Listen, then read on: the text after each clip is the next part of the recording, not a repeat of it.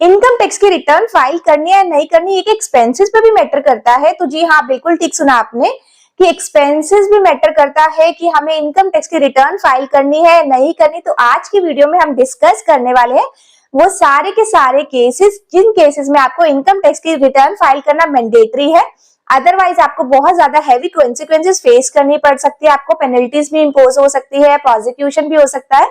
को बिल्कुल स्किप नहीं करना, एंड तक देखना है। तो चलिए स्टार्ट करते हैं वीडियो को। Hello everyone, welcome back to our YouTube channel knowledge warehouse. This is Charu Agrawal, by profession chartered accountant. अगर आपको मेरी वीडियोस बेनिफिशियल लग रही है, प्लस अगर आप चाहते हैं कि आपको इनकम टैक्स की, जीएसटी की, जनरल अवेयरनेस, सोशल डेवलपमेंट की अपडेशन मिलती रहे, तो सब्सक्राइब माय चैनल। प्लस अगर आप अपनी इनकम टैक्स की रिटर्न फाइल कराना चाहते हैं तो मुझे कॉन्टैक्ट भी कर सकते हैं। यहाँ पर मैंने अपना नंबर जो है मेंशन कर दिया।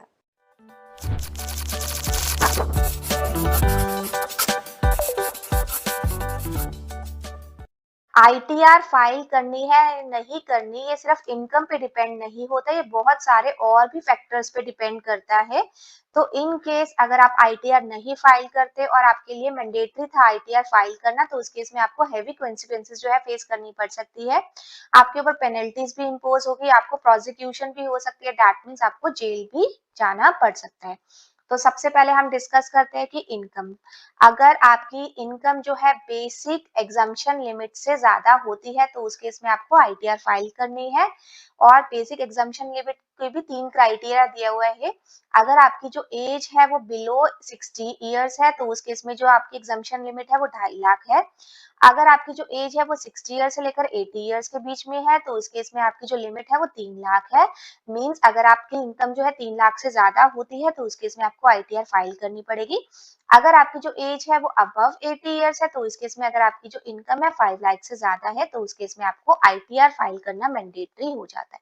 तो यहाँ पर हमने बात की इनकम से रिलेटेड। अब हम आगे बात करेंगे कि और कौन कौन से फैक्टर्स है जो कि हमारे लिए ऑब्लिगेट कर देते हैं कि हमें आईटीआर फाइल करनी मैंडेटरी है। पॉइंट है, आपको अपनी बैंक स्टेटमेंट को गो थ्रू करना है।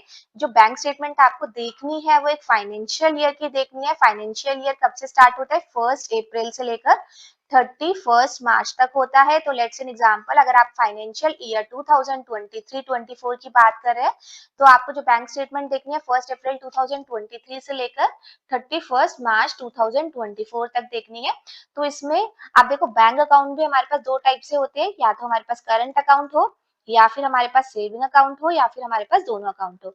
तो इन केस अगर आपका जो करंट अकाउंट होता है उस केस में अगर आपने डिपॉजिट्स की है 50 लाख या फिर 50 लाख से ज्यादा, तो उस केस में आपके लिए मैंडेटरी हो जाता है कि आप आईटीआर फाइल करेंगे ही करेंगे। नेक्स्ट वाला जो केस है वो है सेविंग वाला। अगर आपके सेविंग अकाउंट में डिपॉजिट्स जो होती है 10 लाख या फिर 10 लाख से ज्यादा, तो उस केस में भी आपके लिए मैंडेटरी हो जाता है कि आपको आईटीआर फाइल करनी ही करनी पड़ेगी। तो यहाँ पर हमने बैंक स्टेटमेंट को क्या करना है, आपको गो थ्रू करना है। मैंने आपको बता दिया किस पीरियड में करना है। तो अगर आप फाइनेंशियल ईयर 23-24 के लिए देख रहे हैं कि मुझे आईटीआर फाइल करनी है नहीं करनी, तो उस केस में जो आप बैंक स्टेटमेंट का ये पीरियड अपना चेक करेंगे, आपका पूरे पीरियड में 50 लाख या फिर 50 लाख से ज्यादा होती है तो उस केस में आपको आईटीआर फाइल करनी मैंडेटरी है। तो यहाँ पर आपका एक और क्वेश्चन भी अराइज हो सकता है कि मेरे तो बहुत सारे करंट अकाउंट है, मेरे बहुत सारे सेविंग अकाउंट है। दैट लेट्स एन एग्जांपल, मेरा आईसीआईसीआई में भी है, मेरा एसबीआई में भी है, मेरा बैंक ऑफ बड़ौदा में भी है। तो इस केस में मुझे क्या करना है, मुझे सेपरेटली लिमिट देखनी है या फिर मुझे सबको मर्ज करके देखनी है? तो उस केस में आपको सबको टोटल करना है। मतलब आईसीआई में सपोज आपकी 10 लाख की डिपॉजिट्स है, एसबीआई में आपकी 20 लाख की डिपॉजिट्स है और बैंक ऑफ बड़ौदा में आपकी 30 लाख की डिपॉजिट्स है, तो भी आपका टोटल देखो कितनी होती है, 60 लाख से ज्यादा आपके 60 लाख आपके डिपॉजिट्स आ रहा है। तो हमारी जो लिमिट है वो 50 लाख और मोर है, तो उस केस में भी आपके लिए आईटीआर फाइल करनी मैंडेटरी हो जाएगी।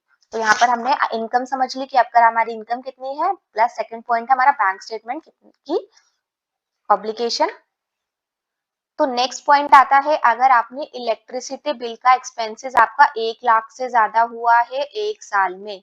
एक साल में किसे बोल रही हूँ, वही जो मैंने आपको ऊपर बताया था फाइनेंशियल ईयर 2023-24 की बात करें तो दैट मींस 1 अप्रैल से लेकर 31 मार्च तक अगर आपका जो इलेक्ट्रिसिटी का एक्सपेंडिचर है 1 लाख से ज्यादा हुआ है तो उस केस में भी आपके लिए आईटीआर मैंडेटरी हो जाती है फाइल करनी।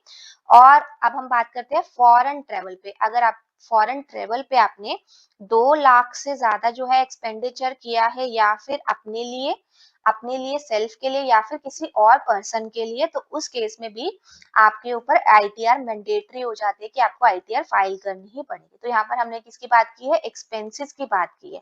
यहाँ पर इलेक्ट्रिसिटी एक्सपेंसेस को चेक करना है, 1 लाख से ज्यादा तो नहीं किया आपने एक साल में। यहाँ पर आपने फॉरेन ट्रेवल की चेक करना है कि फॉरेन ट्रेवल में अपने लिए या फिर किसी और के लिए भी आपने 2 लाख से ज्यादा पेमेंट तो नहीं की, तो आपके लिए मैंडेटरी हो जाता है कि आपको आईटीआर फाइल करनी है।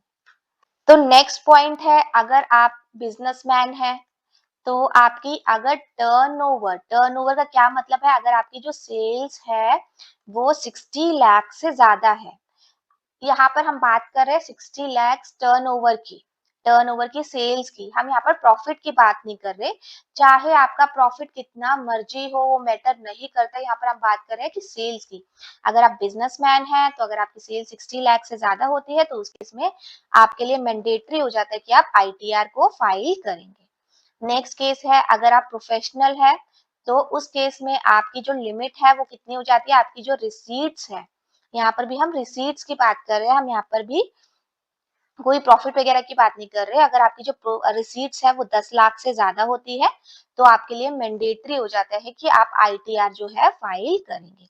नेक्स्ट वाला केस है, अगर आप सिग्नेटरी है फॉरेन बैंक में तो भी आपके लिए मैंडेटरी है कि आप आईटीआर फाइल करेंगे, क्योंकि आपका कोई फॉरेन बैंक अकाउंट था उसमें आप सिग्नेटरी है तो भी आपके लिए मैंडेटरी है कि आप जो है आईटीआर फाइल करेंगे।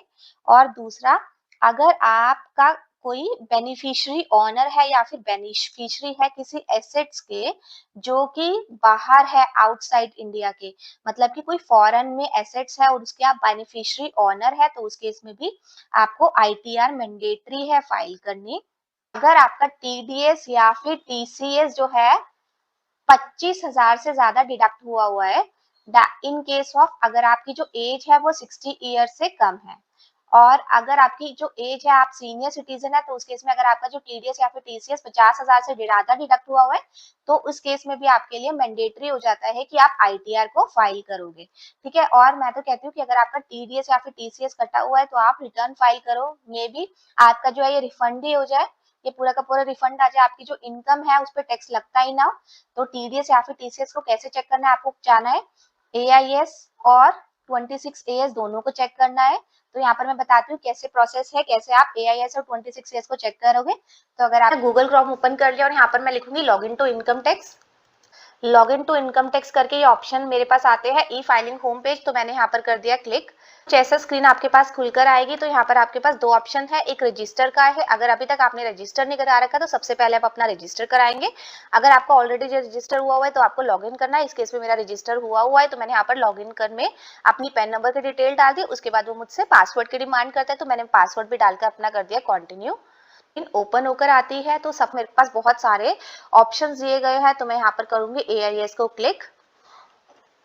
तो देखो उसके बाद वो मुझसे कह रहा है कि अगर आप प्रोसीड करते हैं तो आपको रिडायरेक्ट कर दिया जाएगा कॉम्प्लायंस पोर्टल पे, तो मैंने यहाँ पर कर दिया प्रोसीड करके मेरे पास कुछ ऐसा पेज खुल के आता है। मेरे पास 2 ऑप्शन है, इंस्ट्रक्शन और एआईएस का। मैंने क्या करना है, एआईएस में जाके क्लिक करना है। तो यहाँ पर भी आपके पास दो है, टीआईएस और एआईएस। टीआईएस में आपकी सारी समरी आती है, एआईएस में आपका डिटेल्ड आता है। तो मैं यहाँ पर कर दूंगी एआईएस को क्लिक। तो देखो यहाँ पर मेरे पास 2 पार्ट्स है, एक है पार्ट है जनरल इंफॉर्मेशन, जो सेकंड पार्ट है उसमें आपकी सारी इंफॉर्मेशन आएगी। तो सबसे पहले जो आपकी इंफॉर्मेशन है टीडीएस और टीसीएस से रिलेटेड है कि जिसने आपका टीडीएस डिडक्ट किया है उसकी सारी डिटेल्स यहाँ पर आएगी, टीसीएस की डिटेल्स आएगी। सेकंड जो ऑप्शन है तो यहाँ पर आपकी जो है एसएफटी की सारी इंफॉर्मेशन आएगी, जैसे अगर आपने म्यूचुअल फंड परचेज किया हो, शेयर्स परचेज किया हो, सोल्ड किया हो, सारी की सारी डिटेल्स आपको एसएफटी इंफॉर्मेशन में दिखेगी। थर्ड है आपका पेमेंट ऑफ टैक्सेस, आपने ड्यूरिंग द ईयर टैक्सेस पे किया है तो आपका वो सारा पेमेंट ऑफ टैक्सेस में दिखेगा। और ड्यूरिंग द ईयर अगर आपका कोई डिमांड अराइज हुआ है या फिर रिफंड आया है वो आपका सारा डिमांड एंड रिफंड में दिखेगा। तो ये जो है बहुत इंपॉर्टेंट है, ये आपको इंफॉर्मेशन पार्ट बी की चेक करनी है before filing income tax return. Second जो मेरा स्टेप है, देखो इसके अंदर क्या होता है, अगर आपको कोई लगता है ना ये इसकी इंफॉर्मेशन मेरी ठीक नहीं है तो यहाँ पर आप फीडबैक भी दे सकते हैं। सेकंड मेरा पॉइंट है कि सेकंड पॉइंट में मुझे क्या करना है कि वापस अपने होम पेज पे आना है और उसके बाद मुझे चेक करना है अपना 26 AS। तो मैं यहाँ पर ई फाइल में आऊंगी। ई फाइल में मेरे पास बहुत सारे ड्रॉप डाउन है। देन मुझे क्या करना है, इनकम टैक्स रिटर्न में जो मेरे पास फोर्थ ऑप्शन है व्यू फॉर्म 26 AS, उसको मैंने कर देना है क्लिक। तो यहाँ पर भी वो मुझे कह रहा है कि आपको रिडायरेक्ट कर दिया जाएगा कि TS और CPC की साइट पे। तो मैंने यहाँ पर कर दिया कंफर्म। अटेंशन टैक्स पेयर में आप एग्री करके अपना प्रोसीड कर दोगे। देन आपके पास जो ये वाला है click view tax credit information, तो यहाँ पर मैंने कर दिया क्लिक। तो यहाँ पर मुझे असेसमेंट ईयर की सिलेक्शन आ गई। तो असेसमेंट ईयर मेरा 24-25 है, अगर मैं फाइनेंशियल ईयर 23-24 की रिटर्न फाइल कर रही हूँ तो। और यहाँ पर व्यू एज HTML करके मैंने कर दिया प्रोसीड। तो देखो यहाँ पर है जो आपका फॉर्म 26 पूरा ओपन होकर आ जाएगा। इसमें आपको सारी इंफॉर्मेशन मिल जाएगी, कितना आपका इस ईयर में जो है TDS डिडक्ट हुआ है, TCS डिडक्ट हुआ है, कितना आपने जो है टैक्स पेमेंट की है। तो रिटर्न फाइल का 25,000 से ज्यादा है, 50,000 से ज्यादा है, दोनों मैंने केसेस बता दिए, तो भी आपके लिए मैंडेटरी है। लेकिन सपोज अगर आपकी जो इनकम है वो कम है और उस पर टैक्स ही आपका 10,000 लग रहा है, तो उस केस में अगर आपका 25,000 TDS डिडक्ट हुआ है तो 15,000 का तो आपको रिफंड ही आ जाएगा। तो इस केस में भी अगर TGS या फिर TCS कटा होता है तो आप जरूर इनकम टैक्स की रिटर्न फाइल करें, जिससे आप रिफंड भी क्लेम कर सकते हैं। तो यहाँ पर मैंने आपको बता दिए बहुत सारे पॉइंट्स कि कब कब आपके लिए मैंडेटरी है कि आप इनकम टैक्स की रिटर्न फाइल करें। लेकिन बहुत लोग मुझसे ये भी कहते हैं कि क्या बेनिफिट है कि इनकम टैक्स की रिटर्न अगर मैं फाइल करूंगा। तो उसके बहुत सारे बेनिफिट्स हैं। अगर आप लोन वगैरह के लिए अप्लाई करते हैं तो लोन में भी आपकी प्रीवियस ईयर की ITR की कॉपी लगती है, तो तब भी आपको एक बेनिफिट हो जाता है। दूसरा, अगर आपके जो है इस ईयर में लॉसेस है, तो वो जो लॉसेस है अगर आप ITR ऑन टाइम फाइल कर रहे हो, यहाँ पर मैं ऑन टाइम की बात कर रही हूँ 31 जुलाई तक, तो उस केस में जो है आप ये जो लॉसेस है ना इसको कैरी फॉरवर्ड कर सकते हो। कैरी फॉरवर्ड का क्या मतलब है कि नेक्स्ट ईयर में आपके प्रॉफिट आ रहे हैं, तो आपका लेट्स से एग्जांपल 10 लाख का प्रॉफिट आया और इस साल में आपका 2 लाख का लॉस था, तो आप इजीली जो है इस प्रॉफिट से अपना जो लॉस है वो कैरी फॉरवर्ड कर सकते हैं। तो ये भी आपको एक बेनिफिट हो जाता है। और अगर आपने ITR फाइल की हो तो अगर आपका TDS या फिर TCS डिडक्ट हुआ उसका भी रिफंड आ जाता है। तो ऐसे बहुत सारे हमें बेनिफिट्स भी मिलते हैं अगर हम ITR जो है फाइल करते हैं। तो यहाँ पर आज की वीडियो में आपको समझ आ गया होगा कब कब आपके लिए मैंडेटरी है ITR को फाइल करना। तो आज की वीडियो में इतना ही, मिलते हैं नेक्स्ट वीडियो में। अगर आपको मेरी वीडियोस बेनिफिशियल लग रही है तो मेरे चैनल को सब्सक्राइब जरूर करिए। अगर आप सब्सक्राइब करते हैं तो आपको टाइम टू टाइम नोटिफिकेशन मिलती रहेगी जो भी मैं न्यू वीडियोस अपलोड करूंगी। प्लस अगर आप अपनी इनकम टैक्स की रिटर्न फाइल कराना चाहते हैं तो मुझसे कॉन्टैक्ट भी कर सकते हैं। यहाँ पर मैंने अपना नंबर जो है मेंशन कर दिया। Thank you.